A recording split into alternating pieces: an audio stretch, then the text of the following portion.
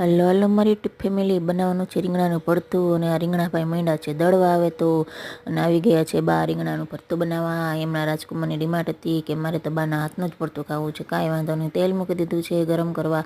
એમાં નાખીશું લસણ, રાઈ, જીરું અને ડુંગળીનો વઘાર કરવાનો છે. ડુંગળીનો વઘાર કરીને બરોબર મિક્સ કરવાનું છે. બા મહિના છે ફટાફટ રસોઈ બનાવવા. બાને કેટલી સ્ફૂર્તિ છે જોવો જઈને તમે પણ. હજી તો આપણાથી તો આવડા થશું તો આપણાથી કાંઈ કામ પણ નહીં થાય આપણાથી. અને ટમેટાં નાખીને બરોબર મિક્સ કરવાનું છે. અને નાખીશું હળદર. હળદર નાખતા જ કલર પકડાઈ ગયો છે. અને નાખવાનું છે લસણવાળું મરચું, જે ઓલરેડી ખાંડેલું પડ્યું જ હતું એ જ નાખવાનું છે એમાં.